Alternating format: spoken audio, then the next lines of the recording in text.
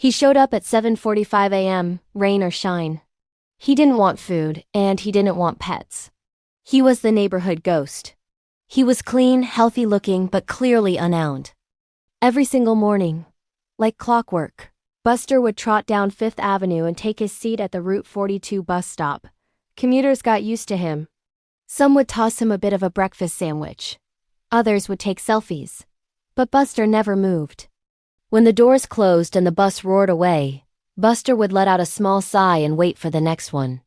David, a local freelance writer who worked from the coffee shop across the street, became obsessed. He started tracking Buster's routine. Buster would disappear into the dense tree line behind the suburbs. Where was he going? And why did he look so purposeful? One Tuesday, the city sent a crew to remove the old wooden bench and replace it with a modern glass shelter.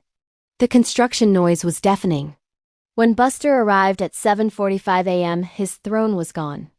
David watched from his window as the dog paced frantically. Buster didn't bark. He didn't run away. He stood in the middle of the sidewalk, looking lost. Then, for the first time in 3 years, Buster didn't wait for the 9:15 bus. He turned and bolted into the woods. David didn't think twice. He grabbed his jacket, hit record on his phone, and followed. The trail was steep and overgrown.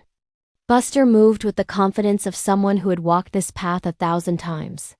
David struggled to keep up, ducking under branches and crossing a shallow creek. But as they reached a clearing near an abandoned logging cabin, David's heart nearly stopped. Buster wasn't alone. Buster didn't hesitate. He ran to the wood, grabbed a small log in his mouth, and dropped it right into the man's lap. The man's face lit up with a smile that could have powered the whole city. "Good boy, Buster," he rasped. "Did she come home today?" Buster lowered his head and whimpered. Through tears, the man, a veteran named Arthur, told David the truth. 3 years ago, his daughter, a nurse, had left on that 7:45 a.m. bus for her shift. She never came home. A tragic accident had taken her, leaving Arthur alone in their secluded cabin with no way to get to town and no one to help. Every morning, for 3 years, the dog went to the last place he saw her, hoping to bring her back to the cabin. When he couldn't find her, Buster would spend his day shopping. David looked around the cabin and saw dozens of items Buster had scavenged from the neighborhood. Discarded gloves, bags of bread people had dropped, even a sealed pack of water bottles. Buster was keeping Arthur alive. And he's my hope.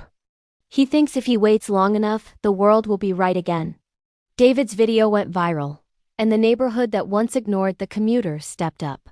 Arthur was moved to a nearby assisted living facility that allowed pets, and Buster finally got to retire from his post at the bus stop.